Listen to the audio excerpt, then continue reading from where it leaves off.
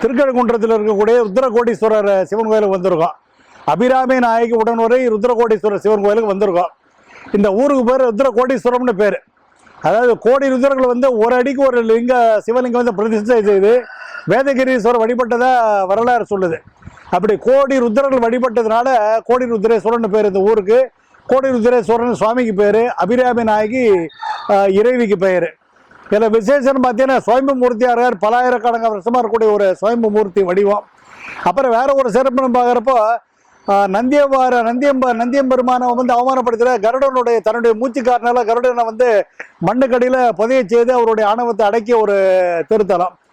அப்புறம் நந்தியம்பெருமானுக்கு ஏற்பட்ட தோஷத்தை நிவர்த்தி செய்யறதுக்காக அவருடைய மனைவி சுயம்பிரபாவோட இங்கே இந்த ருத்ரகோடீஸ்வரர் பூஜித்து வழிபட்ட ஸ்தலம் இது. இப்படி பல சிறப்புகள் இருக்குது. அதே மாதிரி இங்கே வடக்கு மூலையில் பார்த்தீங்கன்னா காற்றினுடைய வடிவத்தில் காளியம்பாள் ஒரு வட்டப்பாறை மேலே இருந்து கொண்டு அமர்ந்து கொண்டு எல்லை காவல் தெய்வமாக இருந்து அருளாட்சி செய்யக்கூடிய ஒரு நிலம் இந்த திருத்தலத்தில் ஒரு சிறப்பு. இந்த அளவுல பல்லவர் காலத்தில் கட்டப்பட்ட ஒரு நல்ல ஒரு அருமையான கருங்கர் கோவில் இது. இந்த அளவும் பார்த்தீங்கன்னா ருத்ரர்களும் பல சித்தர்களும் நாக வடிவத்திலையும் சர்ப்பங்களும் இறைவனை வழிபடுறதா சொல்லப்படுது. சுயம்புவாக இருக்கக்கூடிய ருத்ரகோடீஸ்வரர் உடனுடைய அபிராமி நாயகி தரிசனம் பண்ணோம். ருத்ரகோடீஸ்வரர் அனைத்து பாவங்களும் விலகும், பிறவில்லாத மரணமில்லாத பேரின்ப பெருவாழ்வு அடைய முடியும். அதனால் இந்த ஊருக்கே ஆதியாக இருக்கக்கூடிய சுயம்பு மூர்த்தி ஆகிய ருத்ரகோடீஸ்வரர் திருத்தலத்துக்கு அந்த ருத்ரகோடீஸ்வரர் அபிராமி நாயகி தரிசனம் பண்ணோம். இந்த ஒரு மனநிறைவோடு இந்த சிவராத்திரி நன்னாளில் இப்பேற்பட்ட ஒரு பாக்கியம் கிடைச்சது. பல சிறப்புகளை உள்ளடக்கிய அந்த சுயம்பு மூர்த்தியான கோடி ருத்ரர்களால் வழிபாடு செய்யப்பட்டு வணக்கப்பெற்ற அந்த ருத்ரகோடீஸ்வரர் அருள் நம்மை சுழட்டும், நாம் எல்லாம் வாய்விட உயிர் வேண்டும் என்று சொல்லி இந்த உரையை நிறைவு செய்கிறேன். இது போன்ற சிறப்புகளுடைய மீண்டும் ஒரு ஆலயத்தில் உங்களை சந்திக்கும் வரை உங்களுக்கு நன்றி கூறி விடைபெறுவது உங்கள் நண்பன் ஆசங்கர். நன்றி, வணக்கம்.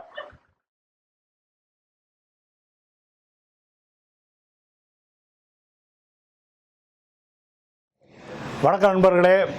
தொண்டை நன்னாடு சான்றோர் அடைத்துன்னு சொல்கிற அந்த முதுமொழிக்கு ஏற்ப இந்த தொண்டை நாட்டில் எண்ணற்ற சிவ யோகிகளும் தவசீலர்களும் மகான்களும் வாழ்ந்த ஊர் இது. நம்ம வந்திருக்கிறது ஒரு அருமையான ஒரு மிகப்பெரிய ஒரு சக்தி வாய்ந்த ஆதிஷ்டானத்துக்கு வந்திருக்கோம். அதாவது குருபீடம்னு சொல்லுவாங்க. கடந்த நூற்றாண்டில் வாழ்ந்த 190 ஆண்டுகளுக்கு முன்பு வாழ்ந்து மறைந்த மகா யோகி திரு பொன்னம்பல சுவாமிகளுடைய ஜீவசமாதிக்கு வந்திருக்கோம். இதனுடைய சிறப்புகள்னு பார்த்தீங்கன்னா 4 பேருடைய சமாதி ஜீவசமாதி ஒரே இடத்துல இருக்குது. அதாவது பொன்னம்பல சுவாமிகள் 190 வருஷங்களுக்கு முன்னாடி இருந்து அஷ்டமா சித்திகள் நிலைக்கப்பட்டு பல அற்புதங்கள் நிகழ்த்தியவர். அவருடைய பின்பக்கம் இருக்கிறது அதே பிரகாரத்துக்குள்ளேயே அந்த கருவறைக்குள்ளே அவருடைய அந்த சித்தருடைய சமாதி இருக்குது. முன்னாடி நடுவில் அந்த பீடத்தில் பார்த்தீங்கன்னா அந்த சக்கர பீடமாக இருக்கிற இடத்துல அவருடைய மகனுடைய ஜீவ சமாதி இருக்குது. அதுக்கு முன்னாடி நந்திவானத்துக்கிட்ட பார்த்தீங்கன்னா அவருடைய பேரனுடைய சமாதி. அப்படின்னு பார்க்குறப்ப தாத்தா மகன் பேரன் சொல்லக்கூடிய 3 மகான்களுடைய சமாதி ஒரே நேரத்தில் இருக்கக்கூடிய ஒரு அற்புதமான ஜீவ சமாதிக்கு தான் நான் வந்திருக்கோம். அது தவிர வெளியில் பார்த்தீங்கன்னா அந்த உள்பிரகாரத்துக்கு உள்பக்கம் சன்னையை தாண்டின உடனே பழனி சுவாமின்னு சொல்லி அவருடைய சிஷியருடைய ஜீவ சமாதி இருக்குது. ஒரே நேரத்தில் 4 மகான்களுடைய ஜீவ சமாதி ஒரே இடத்துல ஒரே பிரகாரத்துக்குள்ளே அமையப்பட்ட ஒரு அற்புதமான திருத்தலம். உள்ளே வரவுள்ள நுழையிறப்ப இந்த ஆன்மீக அதிர்வு நம்ம ஆட்கொள்ளுகின்றது.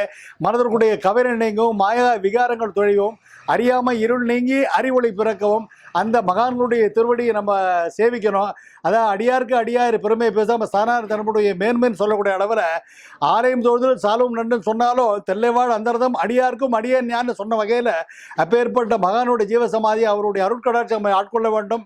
நம்முடைய துன்பங்கள் தொலைய வேண்டும், கர்மங்கள் ஒழிய வேண்டும், அறியாமையுள் நீங்க வேண்டும், அறிவொளி பிறக்க வேண்டும். அதற்கு திரு ஞான குருவாகிய பொன்னம்பல சுவாமிகள் அருள் நமக்கு கிடைக்கின்ற அளவில் இந்த உரை நிறைவு செய்கின்ற மீண்டும் நன்றி கூறி உங்களை விடைபெறுவது உங்கள் நண்பன் ஆசங்கர். நன்றி, வணக்கம்.